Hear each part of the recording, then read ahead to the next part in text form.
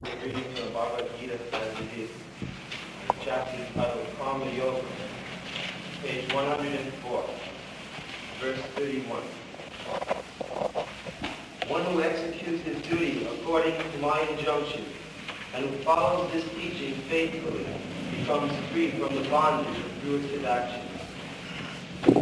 Therefore, this injunction of the Supreme Personality of Godhead, Krishna, is the essence of all Vedic wisdom. Yes. What is Vedic wisdom? Vedishta sadbhi ahameva vedyam. Knowledge. Veda means knowledge. What is perfect knowledge? Perfect knowledge is that my constitutional position is to serve. Bring any man in this world who can say that I am not servant. Is there any man or woman within this world, within this universe, who is not a servant? Can any one of you say that you are not servant? Is there anyone? Everyone is servant. Somebody is servant of the society, somebody is servant of the country, somebody is servant of his wife or family, or some cats and dogs, ultimately. One must be a servant. So, when a man comes to this knowledge that I am serving, so why not serve the Supreme? This is knowledge. This is perfection of knowledge. Nobody can be freed from being a servant. Either you become a servant of God or you become a servant of dog. You must be a servant. So the intelligent person, a wise person, he prefers to servant of God instead of becoming servant of dog.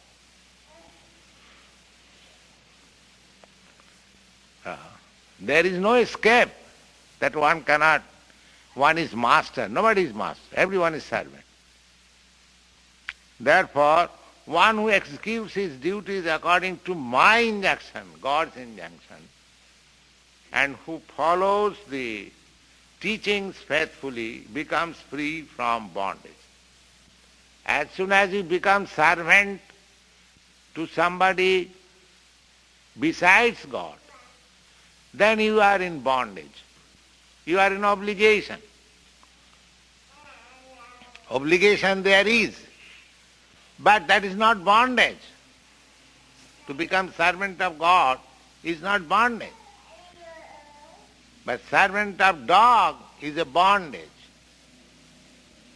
So, the intelligent person is he who knows that I am servant. Oh, why not become servant of the greatest? Just like somebody wants to be worker in government service. Why? Because government is very big establishment, great establishment. He has got many facilities. There is not bondage. Similarly, why not become the servant of the supreme government? That is perfection of knowledge. So long we are not servant of God, that means we are deficient in knowledge. And perfect knowledge is to become servant of God. Because you cannot escape by not being a servant. Everyone has to become a servant, this side or that side. Go on. As the Vedas are eternal, so this truth of Krishna consciousness is also eternal. One should have firm faith in this injunction without envying the Lord. There are many so-called philosophers who write comments on the Bhagavad Gita but have no faith in Krishna. They will never be liberated from the bondage of fruitive action.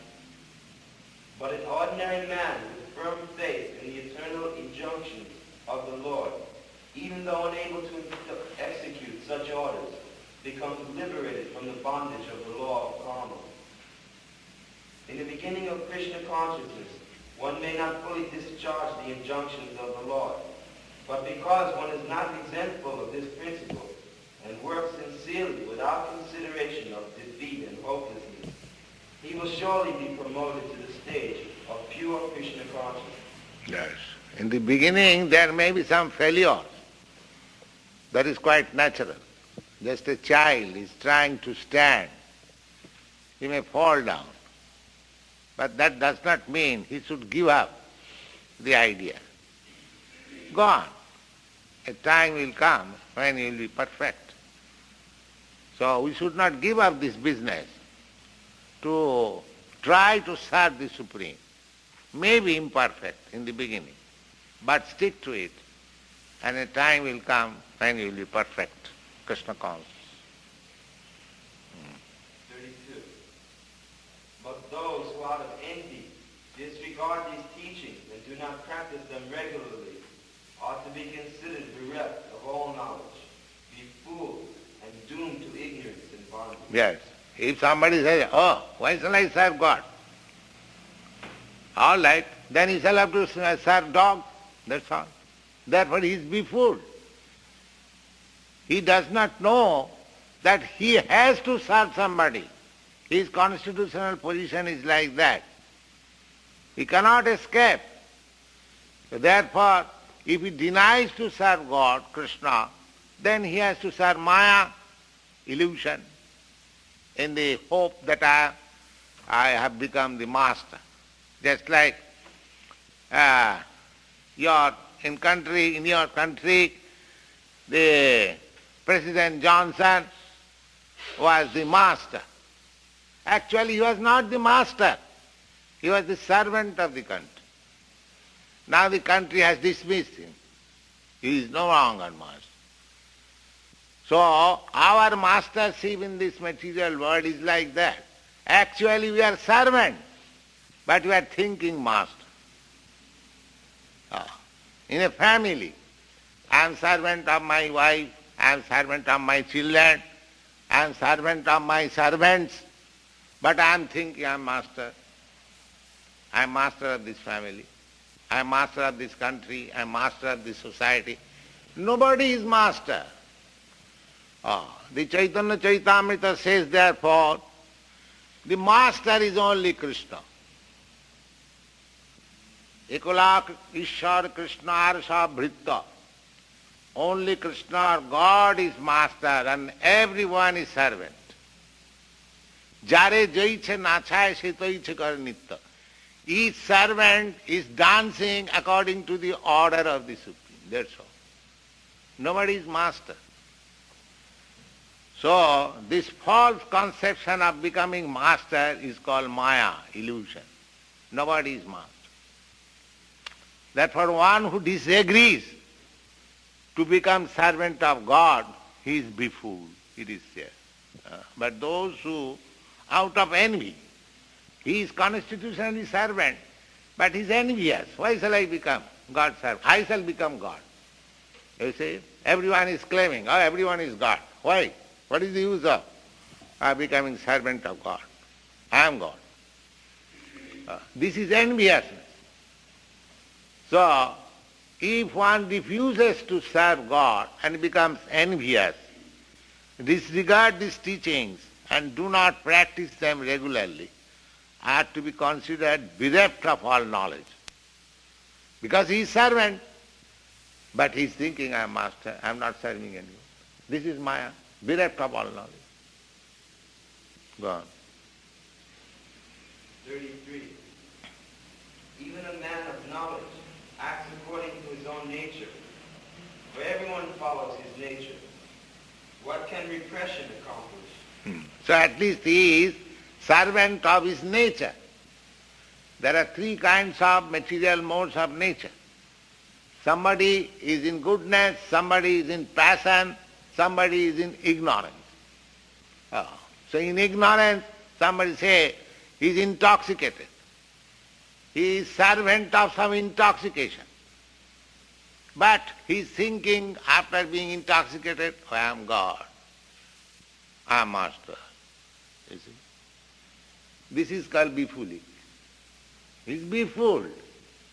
He is servant of intoxication and he is thinking I am God. Just see. Is it not a farce?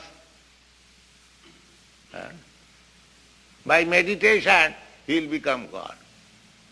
If you are God, why you are meditating? Therefore, they are befooled. The direct process is, take to Krishna consciousness, I am eternal servant of God. Let me take to this business. Finish. Perfect knowledge.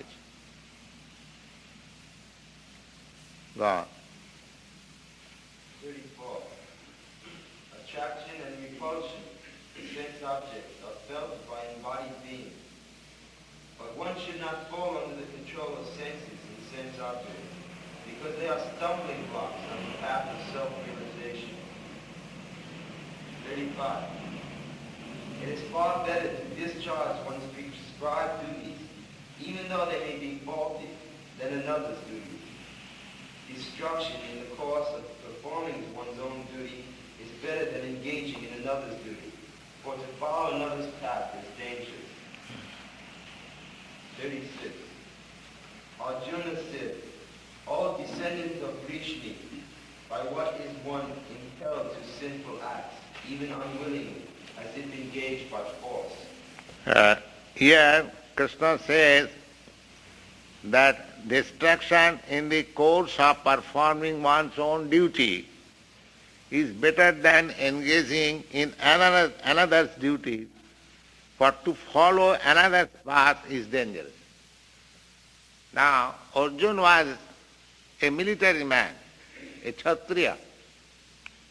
His business was to fight for the good cause. But in the battlefield, he thought that why should I engage myself in this killing business? Better retire from it. If I don't get my kingdom, I shall rather beg. This begging business is for us, just like we are sannyasi or a Brahmin. We are allowed to beg. We are not, of course, begging as professional beggar, but we introduce ourselves as beggar. The Vedic culture is that a sannyasi, when he comes to beg in a householder's house, he receives him very respectfully, and whatever he wants, they want to supply. But they do not want anything. But the introduction is that they take this opportunity of sitting in a householder's home and talk about Krishna consciousness. That is their real business. They are not beggars. Anyway, this begging business is not for a householder or a military man. Therefore Krishna says that don't try to imitate the business of a sannyasi, of a Brahmin. You are Kshatriya. Your duty is to fight, so you should follow your own prescribed duty. Don't try to imitate others.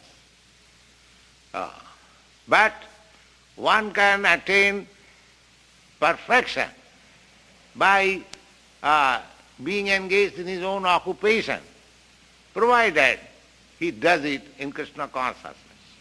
So Krishna is asking him to fight, and he is a professional fighter. So if he fights in accordance with the order of Krishna, there is his perfection. This is perfect. Go on. A living entity, as part and parcel of the Supreme Personality, is originally spiritual and pure, as well as free from all contaminations of matter. Therefore, by nature, the living entity is not subjected to the sins of the material world. But factually, when the living contact with the material nature, he acts in many simple ways without hesitation. As such, Arjuna's question to Krishna is very sanguine as to the perverted nature of the living entity. Although the living entity sometimes does not want to act in sin, he is still forced to act. This force is not, however, impelled by the supersoul living within the living entity, but must be due to other causes. And that is explained in the next verse by the Lord. 37. The Blessed Lord said, "It is lust only, Arjuna, which is born of contact with the material modes of passion and later transformed into wrath, and which is the all-devouring, sinful enemy of this world." Yes. Passion, if you increase your passion, then when you cannot fulfill your passion, you will be angry, wrath, one after another. So, this is due to our being situated in the modes of passion. As I have told you, there are three kinds of modes of material nature. One is goodness, one is passion, and one is ignorance. So, ignorance is the lowest quality, passion is still better than ignorance, and goodness is the highest good quality within this material world. And one has to transcend even goodness. Then he can go to the Krishna consciousness platform. So, one should not remain on the platform of passion. He should try to rise on the platform of goodness, and from there he should try to be promoted in Krishna consciousness. This is one method. But if you take to Krishna consciousness directly, then automatically you transcend the platform of ignorance, passion and goodness. Go on. 38. As fire is converted by smoke, as fire is covered by smoke, as a mirror is covered by dust, or as the embryo is covered by the womb, similarly, the living entity is covered by different degrees of this lust. Lust. Different degrees of lust. Those who are in the modes of goodness, their lust is a different quality. Those who are in passion, their lust is in different quality. Those who are in ignorance, their lust is different. It is a question, just like there are first-class prisoners, second-class prisoner and third-class prisoner. So, after all, they are prisoners. Maybe first class, second class or third class. That doesn't matter. Similarly, within this material world, somebody may be very learned, rich, beautiful, and all good qualifications in the modes of goodness. So, they are somebody in passion and somebody in lower degree or even animal life. But they are all prisoners within this material world. One has to transcend this position. One has to transcend even the so-called goodness of the material world.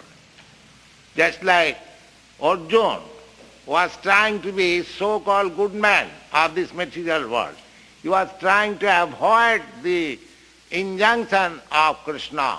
Krishna wanted him that he should fight this Kurukshetra battle. But he wanted to be good man. So, that fighting, when he was convinced of Krishna's instruction, this Bhagavad Gita, that means he transcended even the goodness platform of this material world.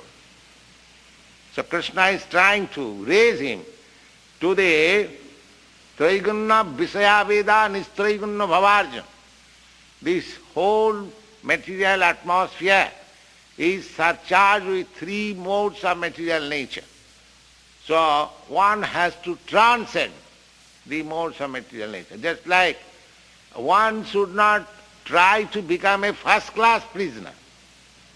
in the prison house, if one is a third-class prisoner and one is first-class prisoner, the third-class prisoner should not aspire that let me remain in this prison house and become a first-class prisoner. That is not good. One should transcend the prison walls or come out of the prison house. That is his aim. Go on. There are 3 degrees of covering of the pure living entity, and thereby the pure consciousness of the living entity, or Krishna consciousness, is embarrassed by non-manifestation. This covering is but lust, under different manifestations, like smoke in the fire, dust on the mirror, and the womb about the embryo. When lust is compared to smoke, it is understood that the fire of the living spark can be a little perceived.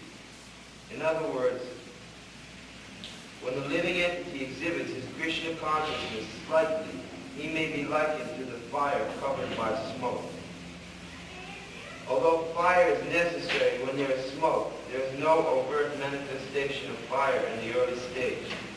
This stage can be compared with the beginning of Krishna consciousness.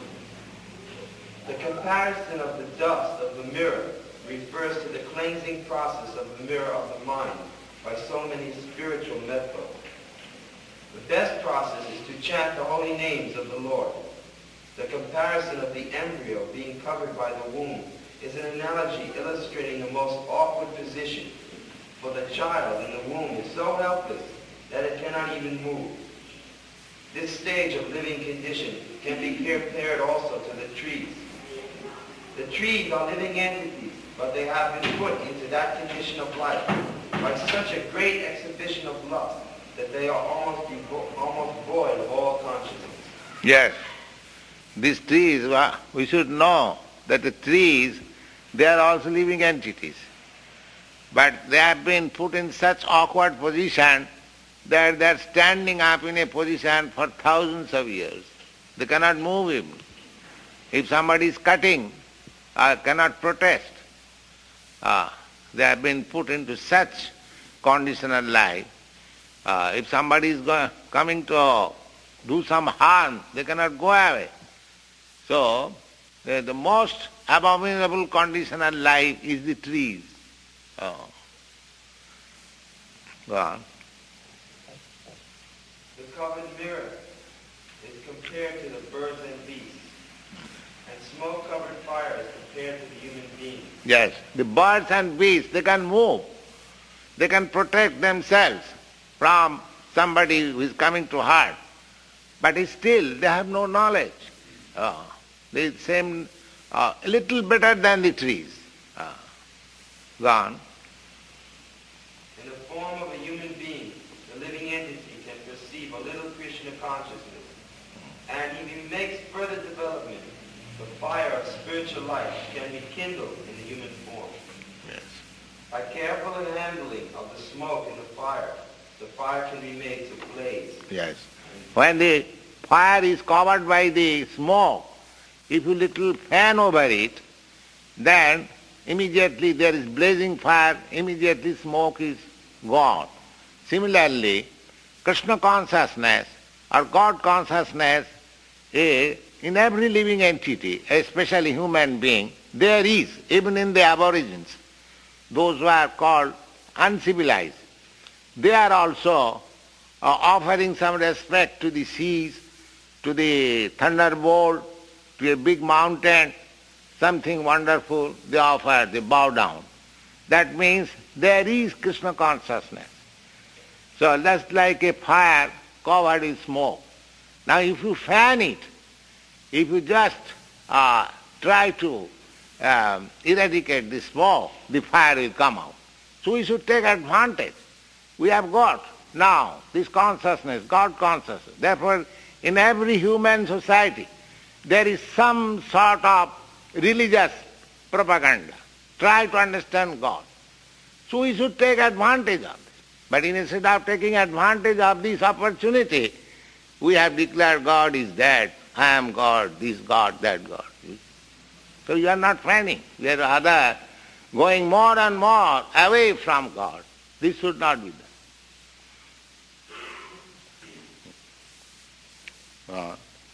Therefore, the human form of life is a chance for the living entity to escape the entanglement of material existence. In the human form of life, one can conquer the enemy, lust, by culture of Krishna consciousness under able guidance. 39. Thus, a man's pure consciousness is covered by his eternal enemy in the form of lust, which is never satisfied and which burns like fire. 40. The senses, the mind, and the intelligence are the sitting places of this lust, which veils the real knowledge of the living entity and bewilders him. Yes, this is very important. The senses, the mind, and the intelligence are the sitting places of this lust. If somebody is lusty, and if one has to search out where that enemy lust is there, so Krishna is giving you direct information, here is your enemy. Where? Senses, mind, intelligence, there is lust. So if you can understand, here is the enemy, and if you try to drive out the enemy, you take precaution. What is that precaution? You engage your senses in Krishna conscious activities. The lust will have no more place to attack your senses or sit on your senses. You engage your mind in Krishna. Immediately the lust from the mind will go away. Similarly, you apply your intelligence how to work on Krishna consciousness. These are the processes. The Krishna consciousness movement is like that. Apply your intelligence, apply your mind, apply your senses only for Krishna, and there is no more lust. You are free. There is no sitting place. Just like this glass. There is water. So how you can put in ink? Because there is no sitting place. Similarly, if you place Krishna in your mind, so lust will automatically go away.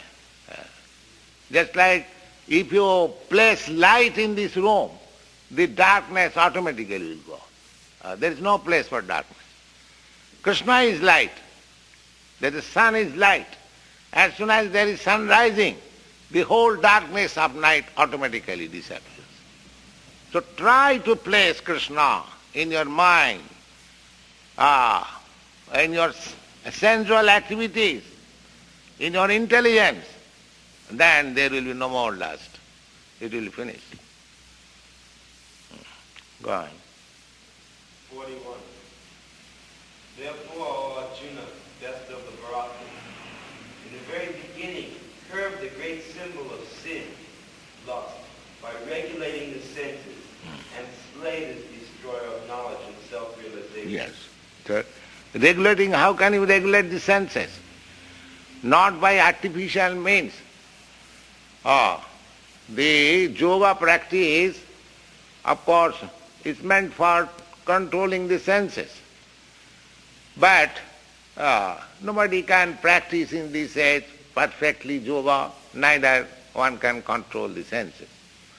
But this is practically. Just like our sense, tongue. We want to taste very palatable dishes. Now you supply palatable Krishna prasadam. You forget going to hotel immediately. This sort of process is in Krishna consciousness. We don't simply prohibit that you don't do this, but we supply something which is engaged by the senses and the mind, the intelligence, so that you do not require to be engaged otherwise. Positive and negative. Simply negative is no good unless there is positive engagement. So Krishna consciousness is positive engagement. So there is no question of negative. Negative is already there. If you taking nice food stuff, they automatically you give up obnoxious and nonsense food stuff. But if I say, don't take this food stuff, this is not good, and if I don't supply you nice food stuff, naturally you are hungry, you will have to take whatever is there. Just like sometimes you have seen the dogs, they are eating stool, their own stool. So I was talking this, one of my students told me that in the last war in the concentrated camp, the human being, they also ate their stool out of hunger. You see? There was no food, so they ate their own stool. So when there is no opportunity of good occupation, one must be satisfied with this nonsense occupation. So this Krishna consciousness is so nice that one who is occupied with this movement, he cannot go anymore to so-called lusty and other nonsense occupation. Go on.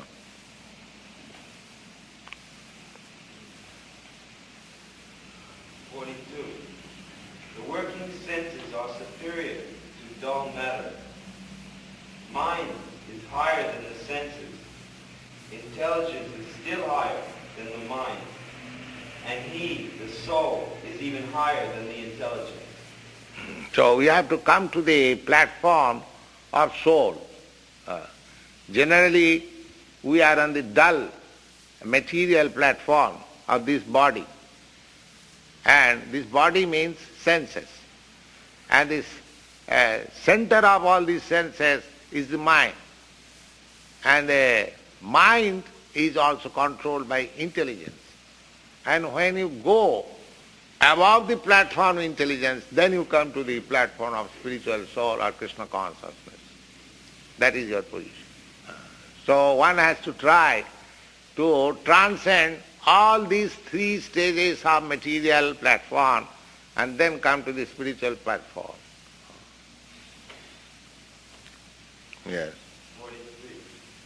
Thus knowing oneself to be transcendental to material senses, mind, and intelligence, one should control the lower self by the higher self, and thus, by spiritual strength, conquer this insatiable enemy known as lust.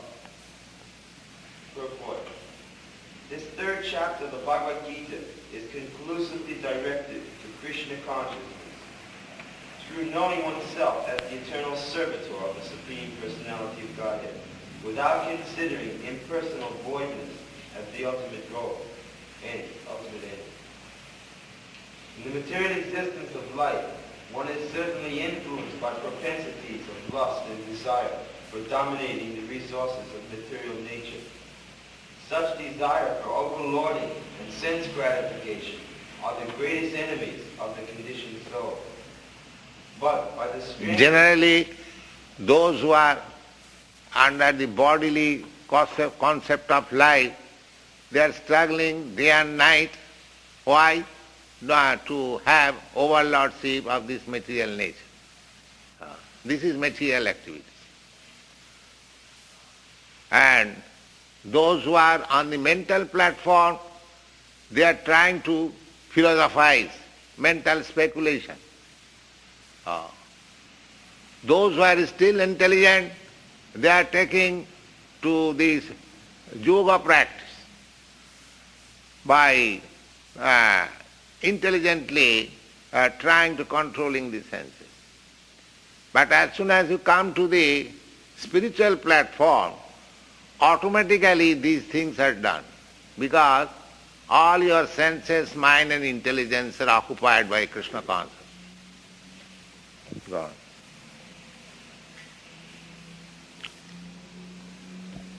Yes, God. One may not give up work and prescribed duties all of a sudden, but by gradually developing one's Krishna consciousness, one can be situated in a transcendental position without being influenced by the material senses and the mind. by steady intelligence directed toward one's pure identity. This is the sum total of this chapter. In the immature stage of material existence, philosophical speculations and artificial attempts to control the senses by the so-called practice of yogic postures can never help a man toward spiritual life. He must be trained in Krishna consciousness by a higher intelligence.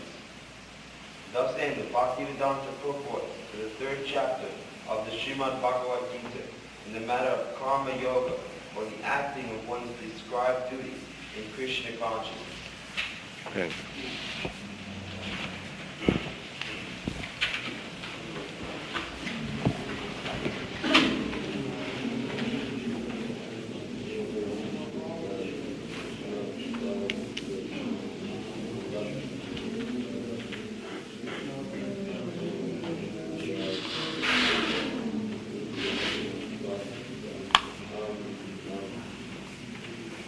Any question?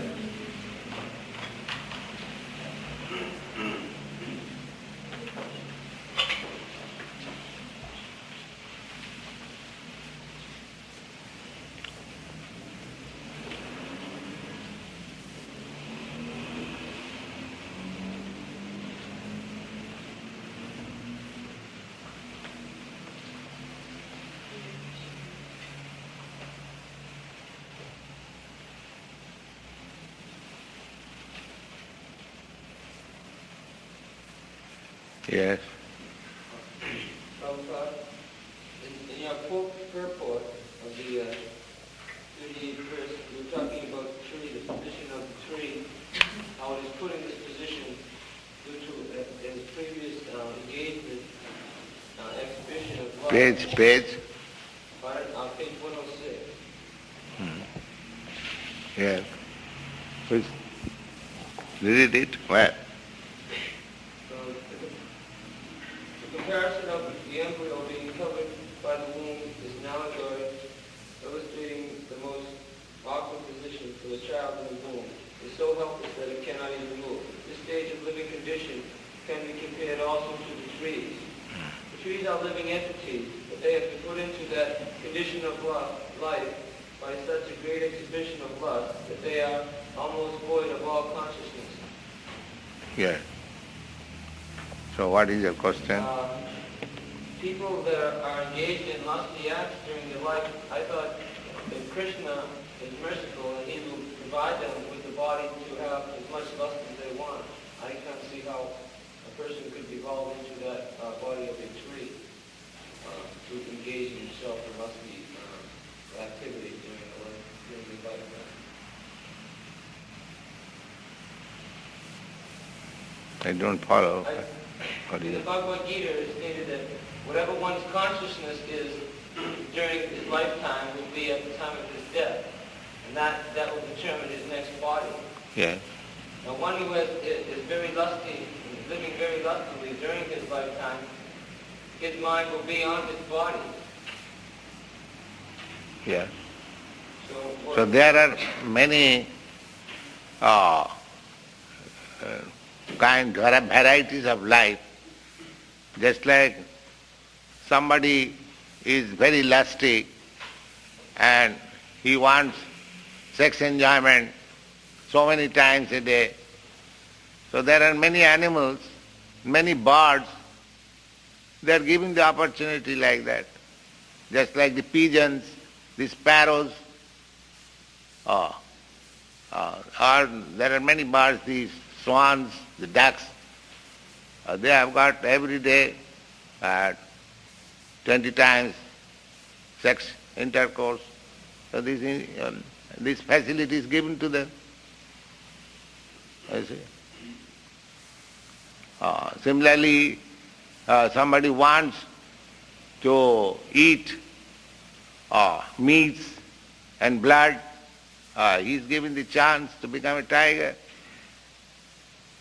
So Krishna is giving chance, everyone. And one who is very dull, cannot understand simply the sense gratification, they are made the dullest possible, like trees. stand up for thousands of years. So all these different varieties of life, 8,400,000, we have got different varieties. You can calculate. There are 3 qualities. 3 into 3 equals 9.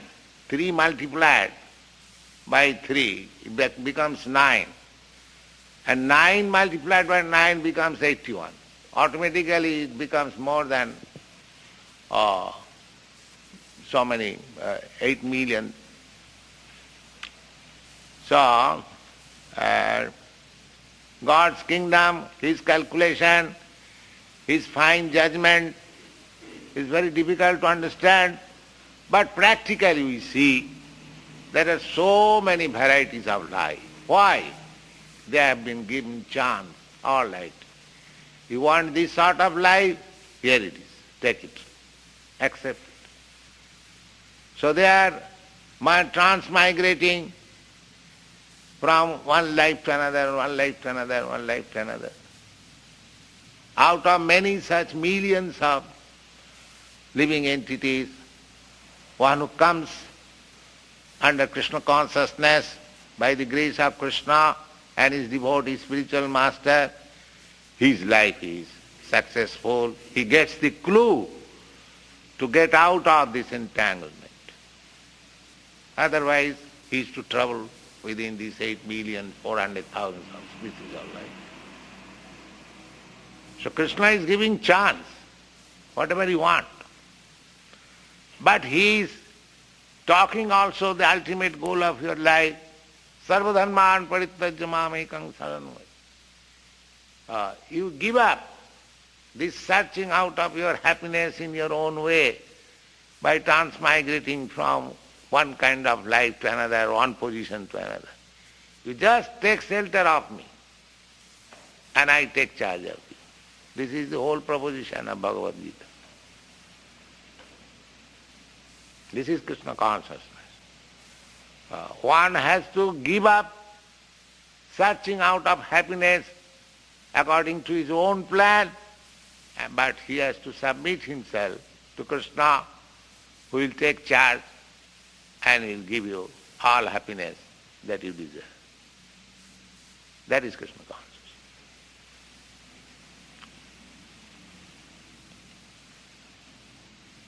Are the people in this age lusty or always in both wickedness, or are they lusty not free? Anyone who is in the material world, he is lusty. Maybe difference of degrees, that doesn't matter. But he is lusty.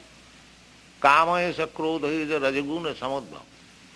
Everyone is trying to lord it over the material nature. That is lust. Now, the ant is trying to lord it over the material nature in his own way, and the big politician, he is trying to lord it over the material nature in a different way. Everyone is trying. So that lording it over the material nature is the sign of lust. So you can take it for granted that anyone who is within this material world, he has got that contamination of lust, may be manifested in different degrees. But who has come to Krishna consciousness, he has no more lust, because he wants to satisfy Krishna. He doesn't want to satisfy his senses. That is Krishna consciousness. His aim of life is how Krishna will be pleased. That's all. And lust means how my senses will be satisfied. That is the difference. The process of satisfying is going on. In our conditioned life, we are trying to satisfy our senses. And in our Krishna consciousness life, we are satisfying to please Krishna. That is the difference. So my work is not stopped, but the goal of life is changed. That is liberation.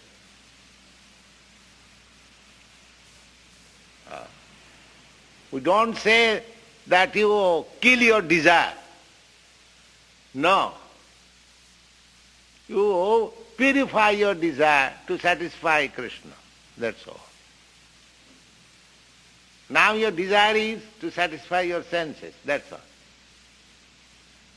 This has to be purified, that you shall desire, but you should desire to satisfy Krishna. Then your perfection. In one way it is very simple and easy, because I know how to satisfy my senses. I am doing it life after life. The same endeavor should be engaged for satisfying Krishna. That's all. The process has not to be learned by me. I know it. Simply account has to be changed. That's all.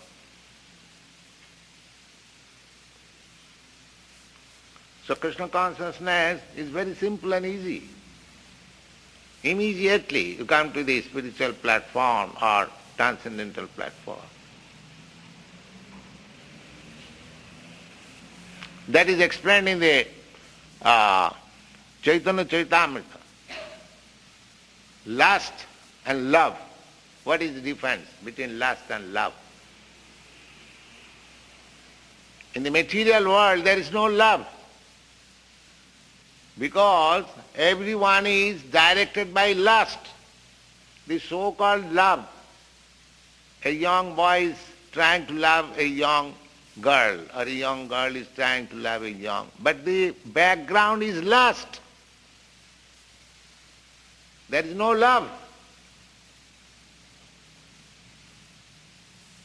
It is simply a show of love. Therefore, after satisfying lust, there is divorce, there is separation. So in the material world, there is no possibility of love. It is all lust. Love is only possible when you love God. There is no lust. There is no question of sense gratification. Simply for love. Krishna is my lover, Krishna is my master, Krishna is my friend. Just like Arjuna. Arjuna is loving Krishna as friend. So he is so great lover that in the beginning he hesitated to fight, how shall I kill my kinsman? But when he understood Krishna, my friend, desires, oh, never mind. So there was no lust, simply love of Krishna. So lust and love, that means the same thing is there. Simply one has to change the account. That's all. Lusty people, they are working on account of sense gratification. And lover of Krishna is working for Krishna's satisfaction. The activity may appear superficially the same. Just like these boys in Krishna consciousness, people may say, what they are doing? They are also eating, they are also cooking and offering Krishna. And they say, this Krishna consciousness, what is the difference between this food stuff and the hotel food stuff? In this way they may think, they are also typewriting, they are also using dictaphone and this tape recorder and all this material. But they do not know that everything is being used for Krishna. Therefore there is far difference. There is no lust. So you can utilize everything if it is in Krishna consciousness, not for satisfaction of your lust. Then your life is sublime. We do not reject anything, but we accept anything. The Only difference is that we do not accept anything for our sense gratification. We do not accept this tape recorder for sense gratification, singing or dancing. We accept this tape recorder to record Krishna's glories, to record Krishna's topics.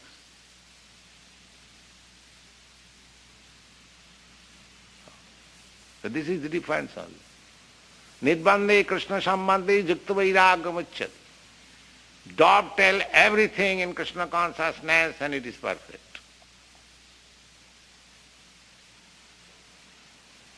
And dovetail anything with your lust or sense gratification, apparently it may be very good, nice thing, but it is nonsense. It is lust.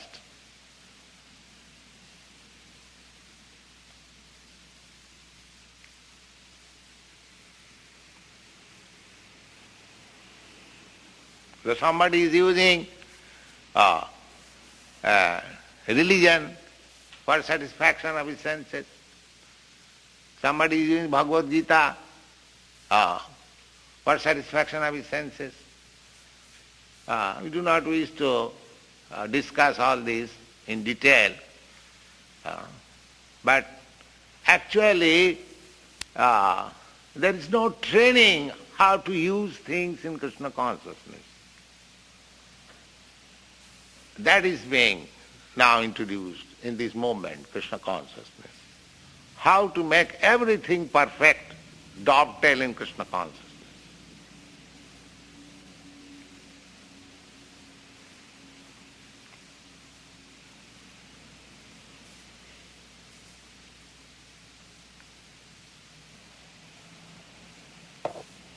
So, any other question?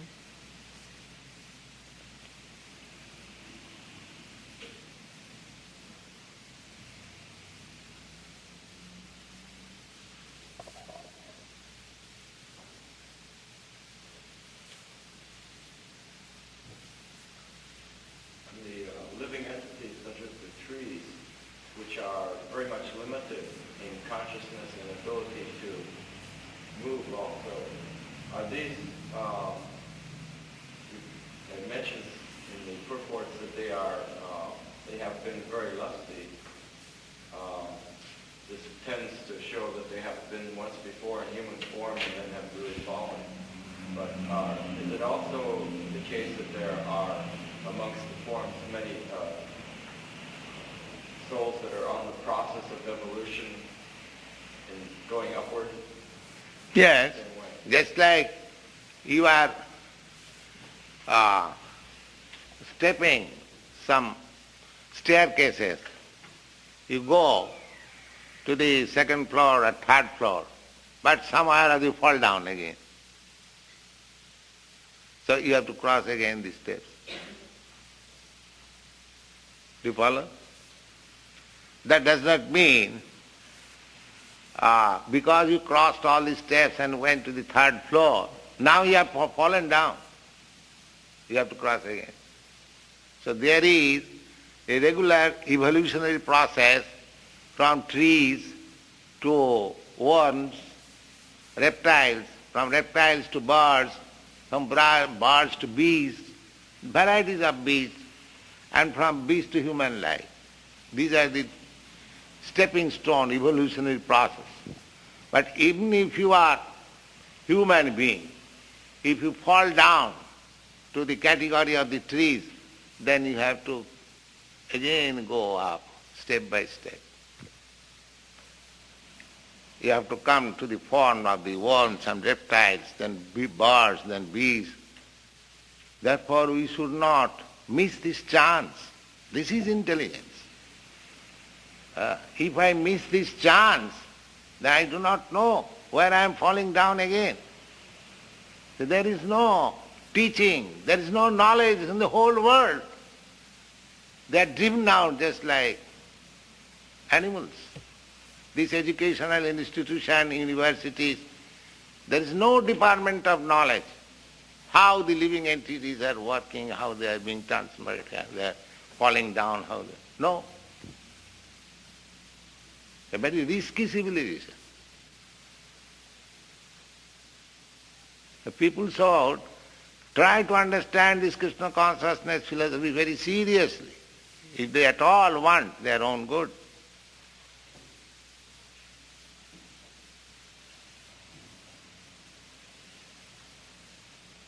What's the next evolutionary step for these flowers that we have to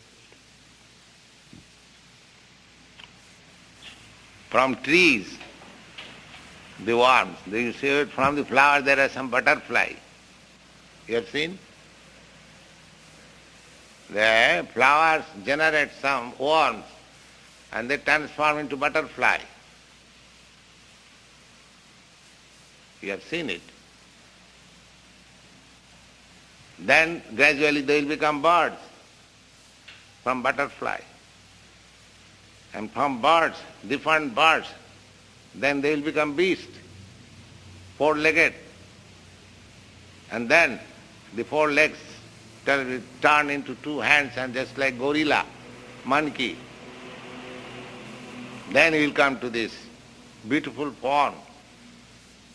And if you miss this opportunity, again you want to become butterfly. Go on. We'll check you. Become butterfly.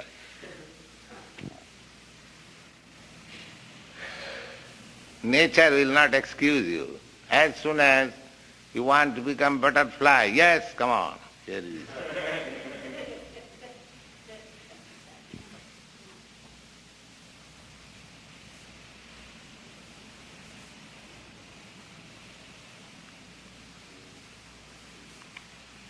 They do not know. They are thinking this is a fleeting life, let us enjoy. Very risky civilization.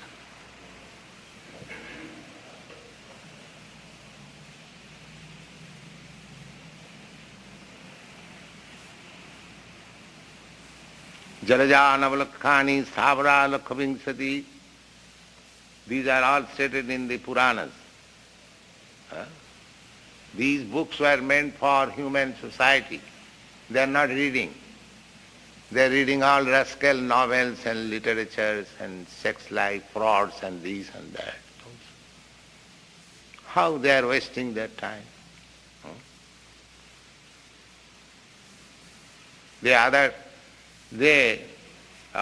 Govinda Das was showing me one literature, how a picture, the boys and girls, they are enjoying this, what is called, this surface, spending money, you see.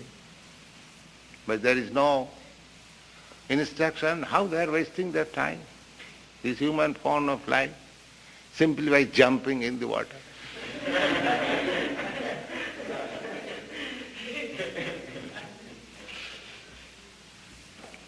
And they are thinking I am enjoying butterfly.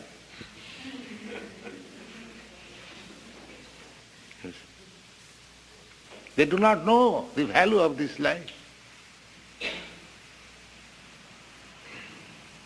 And the system of civilization which is encouraging them to do this without any good information, what kind of condemned civilization is that?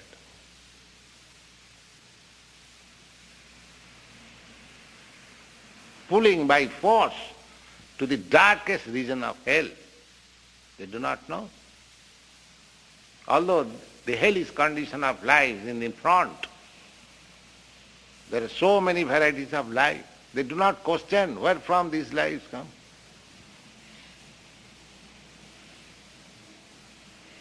The Padma Puran says, Jalajana Valakhani Sthavara Lakhavingsati Krimayo Rudra Sankhaka. There are Navalakhani, 900,000 species of life within water. We begin our aquatic life because the whole world was in the beginning full of water.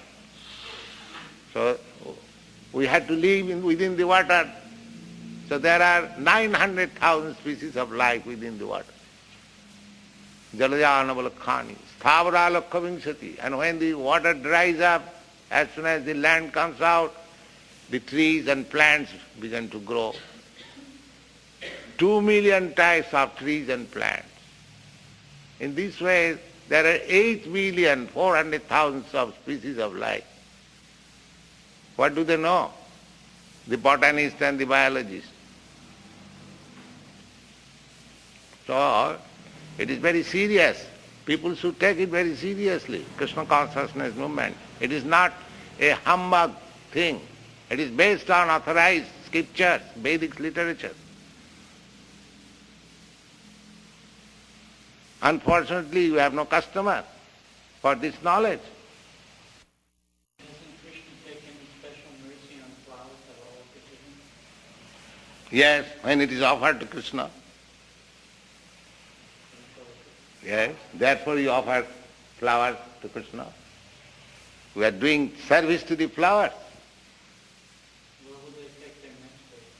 They don't become butterflies. That will be understood later on. First of all, because it has come to Krishna, there is something good.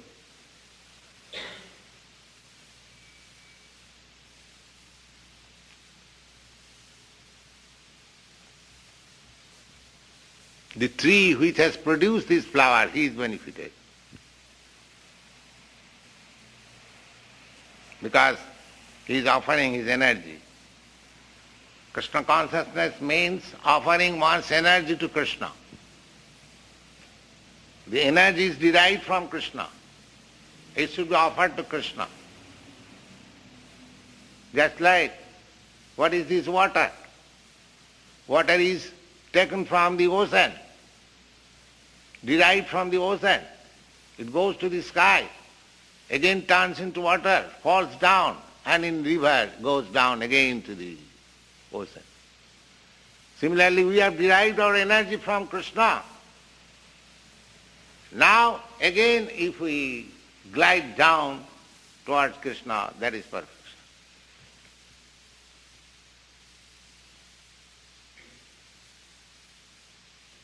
We haven't got separate energy.